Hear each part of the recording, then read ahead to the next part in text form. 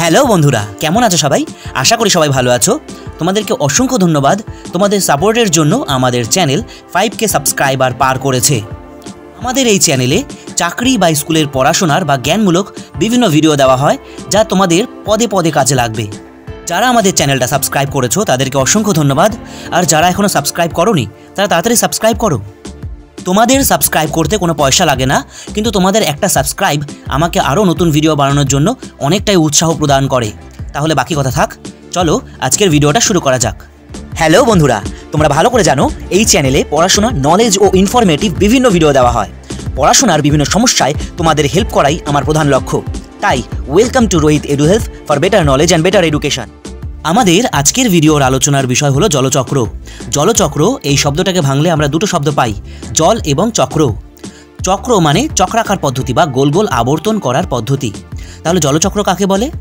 যে প্রক্রিয়ায় সূর্যের তাপে সমুদ্র, নদী, নালার জল বাষ্প হয়, বাষ্প হয়ে ওপরে আকাশে ওঠে এবং আকাশে উঠে মেঘে পরিণত হয়। এই মেঘ যখন ঘনীভূত হয় তখন বৃষ্টিরূপে নেমে আসে, অর্থাৎ মেঘ ঘনীভূত হয়ে ভারী হয়ে বৃষ্টিরূপে পৃথিবীতে নেমে আসে এবং পৃথিবীতে নেমে এসে সমুদ্র, নদী, নালা আবার ভরে ফেলে। এই যে জলের চক্রাকার অবস্থা, একেই বলা হয় জলচক্র। সমুদ্র, নদী, নালা থেকে বাষ্প হওয়া, বাষ্প হওয়ার পর মেঘ হওয়া, মেঘ হওয়ার পর বৃষ্টি হওয়া, বৃষ্টি হওয়ার পর আবার সমুদ্র, নদী, নালা ভরে যাওয়া। সেম, আবার সমুদ্র, নদী, নালা থেকে বাষ্প হবে, বাষ্প হওয়ার পর মেঘ হবে, মেঘ হওয়ার পর আবার বৃষ্টি হবে। এই যে চক্রাকার অবস্থা জলের, জল বাষ্প হচ্ছে, বাষ্প হয়ে মেঘ হচ্ছে, মেঘ হয়ে আবার সমুদ্র, নদী, নালা থেকে বৃষ্টি হয়ে ভরে যাচ্ছে। এই চক্রাকার অবস্থাই হলো জলচক্র। তবে সমুদ্র, নদী, নালা থেকে যে জল বাষ্প হয় তা আমরা দেখতে পাই না।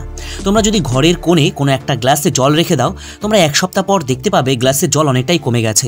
তোমরা যদি আরও বেশ কিছুদিন রেখে দাও, 1 মাস 2 মাস, দেখবে গ্লাসের জল একদম কমে গিয়েছে। আরও যদি বেশি দিন রেখে দিতে পারো তবে দেখবে যে গ্লাসের জল একেবারে শুকিয়ে গেছে, অর্থাৎ গ্লাসের জল বাষ্পীভূত হয়েছে। তরলের উপরিতল থেকে বাষ্পায়ন ঘটে। এই বাষ্পায়নের জন্যই তরল আস্তে আস্তে বাষ্পীভূত হয় বা বাষ্পে পরিণত হয়ে ওপরে চলে যায়।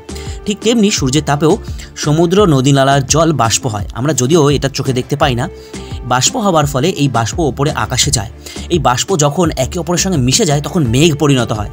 আর এই মেঘ যখন একে অপরের সঙ্গে ধাক্কা লাগে তখন এই বাষ্পগুলো একে অপরের সঙ্গে যুক্ত হয়ে বড় বড় জলকণায় পরিণত হয়। এই বড় বড় জলকণা পৃথিবীর টানে বা পৃথিবীর আকর্ষণে পৃথিবীর দিকে নেমে আসে।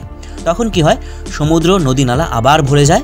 এই যে জলের চক্রাকার পদ্ধতি, এটাই হলো জলচক্র। তাহলে আশা করব আজকের ভিডিও থেকে জলচক্র কাকে বলে বা জলচক্র ব্যাপারটা কি তোমরা পরিষ্কার বুঝতে পারলে। পরীক্ষা বা পড়াশোনা সম্পর্কিত আরও কিছু জানতে হলে কমেন্ট করো। জ্ঞানমূলক, ইনফরমেটিভ পড়াশোনার আরও টিপস অ্যান্ড ট্রিক্স পেতে সাবস্ক্রাইব করে আমাদের পাশে থাকো। আজকের ভিডিও তাহলে এই পর্যন্তই। আবার দেখা হবে আগামী কোনো ভিডিওতে।